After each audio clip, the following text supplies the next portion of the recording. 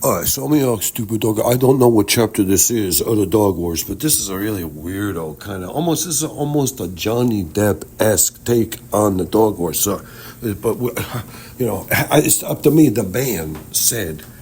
Somebody asked him, "Why are you so hard? Why do you kill so easily?" He says, "I don't kill so easily. It tortures me. I lose sleep for weeks." Oh yeah. He said, the man said, "Listen. One time we were on this hunting trip, okay." And our plane crashed. There's like 8 or 9 or 10 of us. And I got the bright idea that I would be the leader because we were freezing to death. We could stay warm because we had a lot of warm rich man's clothes, wool and this and that, and goose down and some of the Tyvek or the Tempur-Pedic. I don't even know what they call it. It's like a thin layer or something. Tempur-Pedic. I don't even know.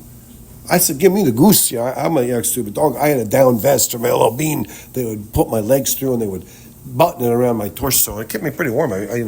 I didn't need wool socks. I don't have that many nerves down in my paws. But what I'm saying is, the man said we were in a plane crash. Obviously, we all lived. Even the captain of the plane or whatever you call him, the pilot, the moron who crashed us up there in the mountains. It was freezing.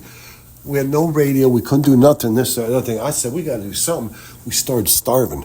We thought about boiling our leather boots like the Donner Party because somehow we had fire. We had lots of bonfires. We could make lots of fires. I'm like, what are we going to do? We could melt the snow and drink the snow water, but the fire kept us warm. It was cool, but we were starving to death. So finally I said to everybody, the man says, I told them all, we got to break up the party, okay? So 4 or 5 you're going to stay here, 3 or 4 of us, so we're going to go looking to find sustenance, some food. We're going to try to find some zebras, the gazelles.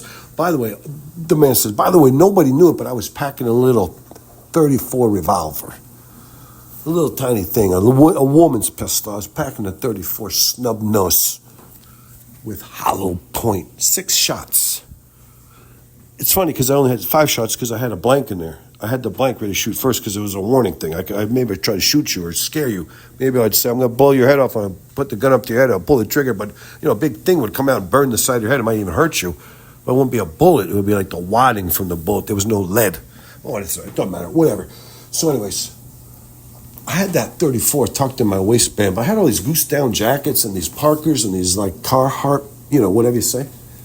Carhartts. I was like, we said to everybody, we need the best of the best because we're going to go out foraging. 3 or 4 of us are going to go foraging. The rest of you stay here and we're going to come back to you. But you're going to huddle up in the wreckage of the plane and build a big bonfire and stay warm. But we're taking all the good clothes and we're going to go out there. And we didn't know weapons. They didn't know I had that one weapon. They said, we're going to have to do something. We're like, we got to find some food. Like, what are you going to find? I don't know. Maybe we'll come up on a mole family. We'll have to dig down and get some old sleeping moles. He's like, I don't know about that. I said, maybe we'll try to kill an elk. They're like, how the fuck are you guys going to kill an elk? I said, don't worry about it. We're gonna get up in the trees. We're going to get a guy or 2 up in the trees. They're going to have rocks. The rest of us are going to go scare the elk under the trees. They're going to drop the rocks on the elk. Anyways, I didn't, whatever. Really, I was thinking the whole time, if we get up to a turtle maybe or some kind of an eagle or something, I'm going to shoot it with my 34 and kill it. We're going to all, eat it, gain sustenance, because that was the thing. The foraging party had to live. We had to go find something to sustain us all. We had to build a path. What do you call it? Those kind of lines like even the Army have. They're not utility lines. They're lines of whatever, where they get the food and the sustenance. They're lines of whatever, supply lines, whatever you call it. Anyways, I knew that we were going to have to go out there in the tundra and the cold and the ice, something down the mountain peaks. We couldn't find nothing but desolate wasteland. But sooner or later, we were going to find a fox or something. You know what I'm saying? We're going to find something out there. Maybe a polar bear cub, a weak old polar bear maybe we could find or something like that. Anyways, I was like, somehow we're going to, you know what I'm saying? But we got to forage. Anyways, the one guy that I chose to go in the party with us, he was giving me a hard time about everything. He's like, he kept fighting me on everything. You can't take all our winter clothes. I was like, we have to have more clothes. We're going to be out there. You're going to be under the plane wreckage with a bonfire. We're going to be starting a little campfire. We got to go for days on end. This guy was driving me crazy. He put this to vote. It was like a tribal council. I was like, this guy's driving me nuts. He fought me on everything, the whole splitting up, the whole foraging party. He was like fighting over who's going to be in the foraging party. Finally, I got the bright idea. This is kind of where not my evil nature, but my willingness to do whatever it takes, to survive myself, to kick in. I mean, that's what it was. I wanted to live no matter what. So I was like, this guy, I'm fed up with this guy. I said to him, you come along with us. You come and join the foraging party. So we had four of us. We had this guy who was driving me crazy. We had this guy we called Padge and this other moron. Okay, but Padge and the other guy, they were young, big, strong, tough guys, and they were mountaineering kind of guys. So I was like, these guys are coming with me. We're going to find something. We're going to kill a couple of skunks or something out there. But anyways, it didn't really matter. The main point of what we were working on was trying to go out there and forage. And but if somebody thought that there was a situation where you might need an umpire or a referee, that would have been it. This guy was driving me crazy. All right? Anyways. So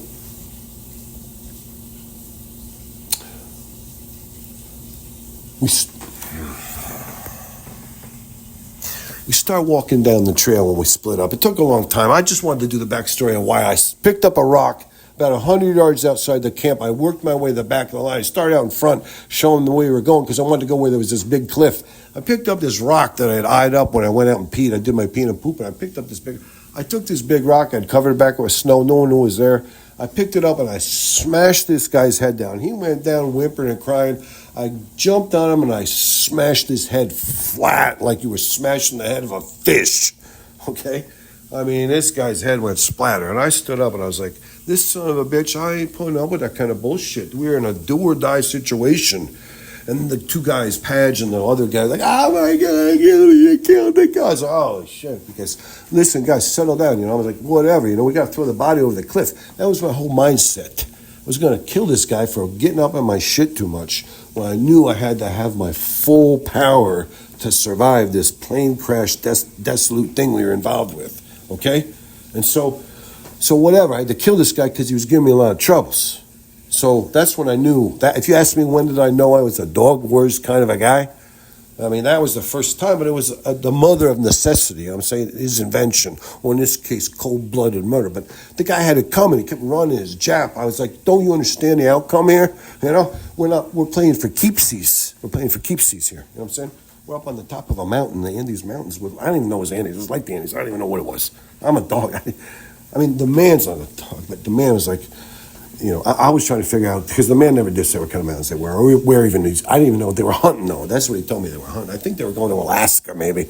And maybe it was in somewhere in the contiguous 48 United States, whatever, I don't know.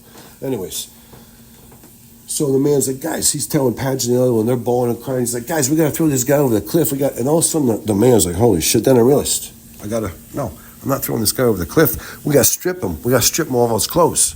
Why would we throw his good heavy clothes and his boots and everything? We might have to boil those boots and eat them, just like the Donner Party. We might be eating Donner Party-esque boiled boot to live.